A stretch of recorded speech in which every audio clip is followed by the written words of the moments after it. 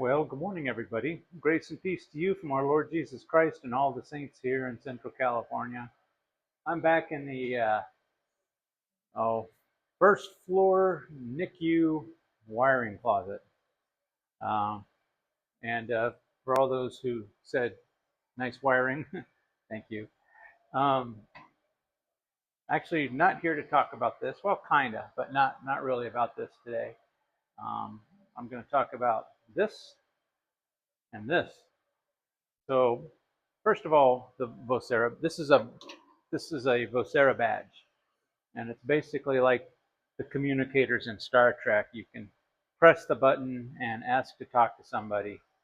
Um, so it's kind of cool. Just turn it up. Cancel. Do it again now that it's louder, and you can hopefully hear it.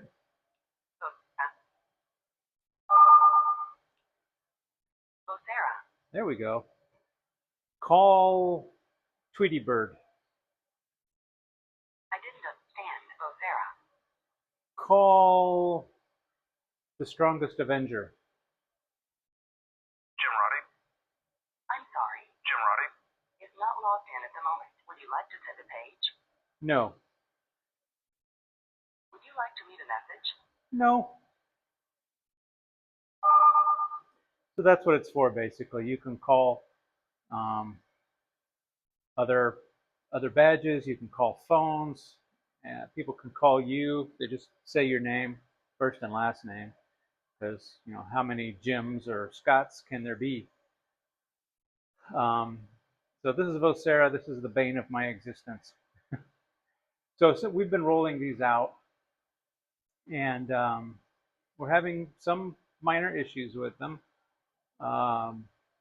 Usually when engineering replaces an AP, they put it in the place where an old AP was, and it gets all the VLANs and everything that it needs, all the proper tagging on the switch port.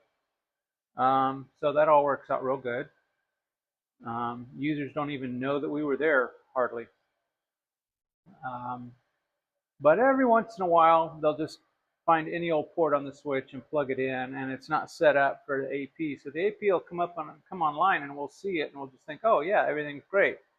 But you got to look close and make sure it's coming up with an IP address in the wireless management IP range.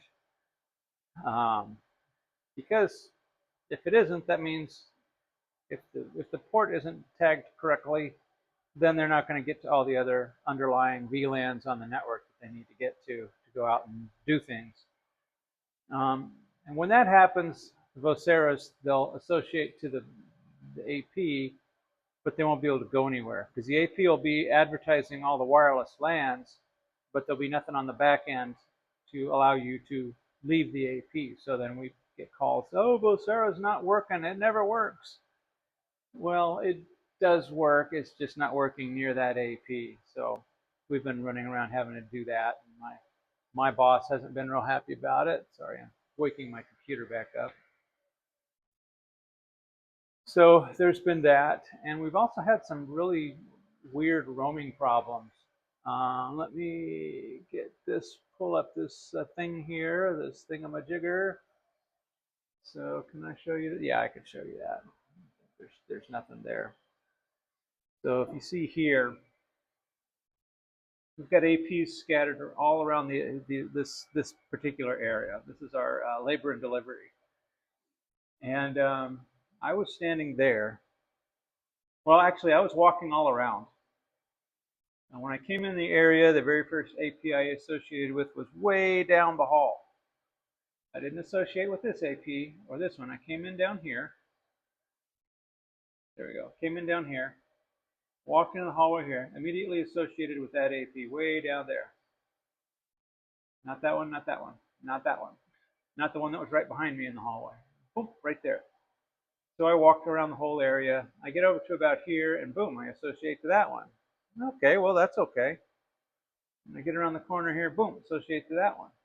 I go back over here, still associated to this one. Okay, what about this AP, this AP, this AP, this AP?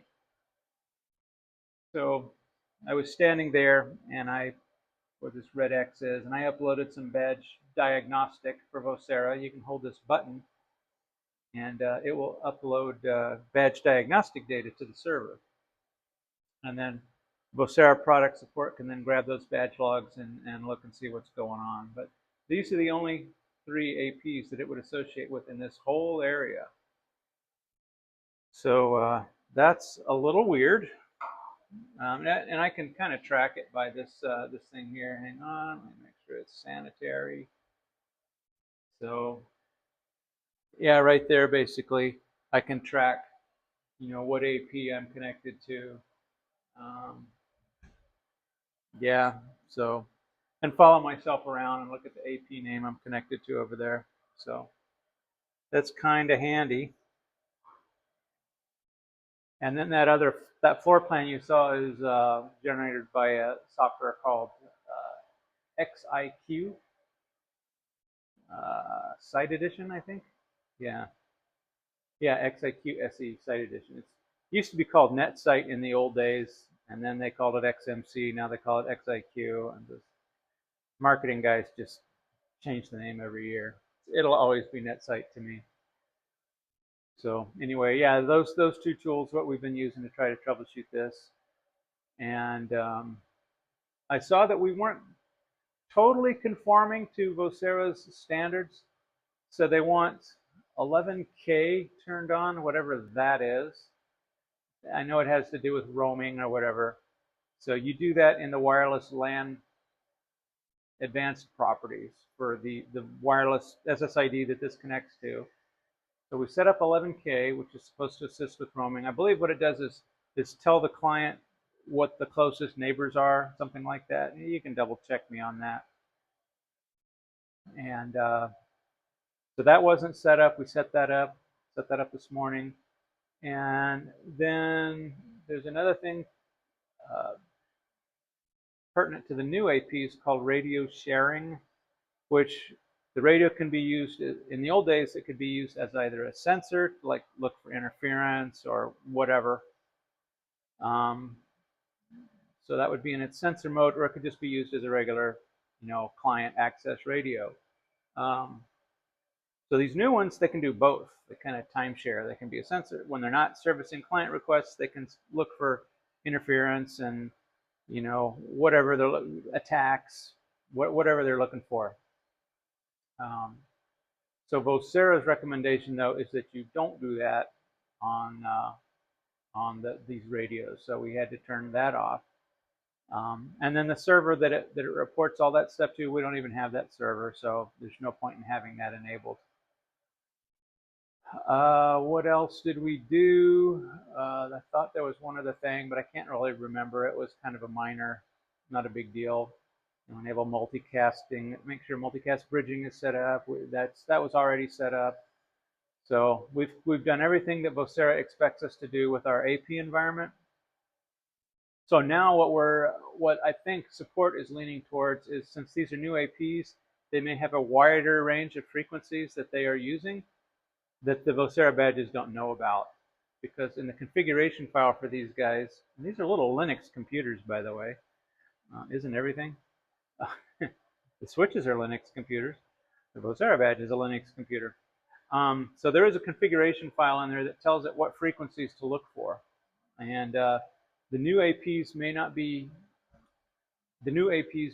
be using frequencies that this badge doesn't know about. So that may be where we're leaning right now as to why it'll roam to some APs but not others, because it can't even see them. So it's just roaming to the ones it can see. So my choice is either limit the number of frequencies that the APs use, or expand this guy's thinking and say, hey, you can use all these other frequencies as well. And that's what I'm going to be leaning towards, because I don't want to limit our other wireless clients to say, no, you can only use these frequencies. I mean, the more channels, the less likely problem you're going to have with interference, co-channel interference, and all that stuff. So anyway, that's the wireless update, and welcome to Vocera. So the other thing I was going to talk about is this little guy. Remember I talked last week before, I can't remember. Little voltage tester. I like this one. Basically, it's just a flashlight with a little light right there. That's a light, and it basically flashes when when it senses a voltage change. So this is kind of what I use to check for voltage. They're not super accurate. Like, let's see, is it going to detect voltage down here? No, it won't detect voltage there. Here, no. Let me get to an AC power source down here where it might be able to detect something. Let's see. Oh yeah, look at that. It sees AC.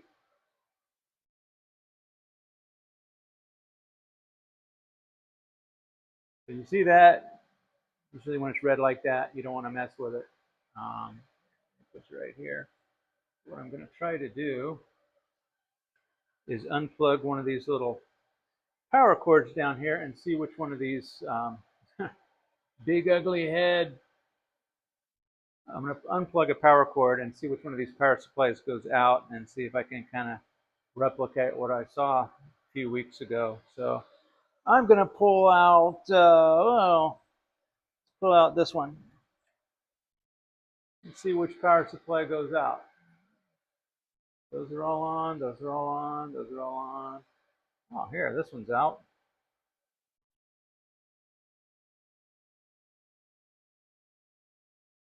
Let's see.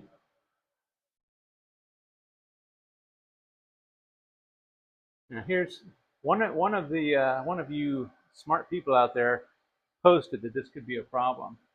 So here's the power cord. It's unplugged down there. You see it sitting on the floor, I hope. Can you? Yeah, you can see it sitting there on the floor. This guy's unplugged, right? So theoretically, I should be able to put this tester on it and see that it's unplugged. Whoop. See if I get it completely away from these others. But if I start getting close to these other power cables, whoops. And that's because the voltages that are, see right here, they're all closely bundled together. That's basically, it's inductively making current flow through this thing. As he pointed out, it is acting like a transformer at that point. When electricity flows through wires, it creates a magnetic field. When a magnetic field passes through a wire, it induces a current. So electricity is flowing through these others, create a magnetic field. It's coming over to this wire here and basically creating a small current flow. So it's barely flowing. That's why it's blue and flickering, but it's there. So don't let that fool you. That can still mean you got no power. Now, if I kind of move it away from those other cables, it's a little better. See, it shows that it's dead. But anyway, yeah, I like these handy. If you're just messing with a single unit with a single power supply and a single power cable, they're super handy. And I like this one because it's got a clip. I can clip it on my baseball hat and see what I'm doing. Okay, hang on. Let me plug this thing back in. We don't want to leave that unplugged. That'll really confuse me on the next power test. Ooh, look at the blue sparks. All right, let's make sure. Yep, green lights. It was this power cord, and we got 2 green lights there. Hopefully you can see. Anyway, that's all I got for this week. We got power tester, we got Vocera. Oh man, all kinds of exciting things. And I got a new microphone here, so hopefully the new microphone is working out. Hopefully you can hear me without me having to yell. So again, that's all I got for this week, guys. If you liked what you saw, click the subscribe button, click the notification bell, give me a thumbs up, give me a thumbs down, whatever you like. Throw some comments out there, prayer requests. Yeah, love hearing from you guys. And don't feel like you can't make me look stupid. It's okay. I know I'm stupid. I'm tenacious. So you don't have to have all the answers. You just have to know how to find the right answers, and that's mediocre at that.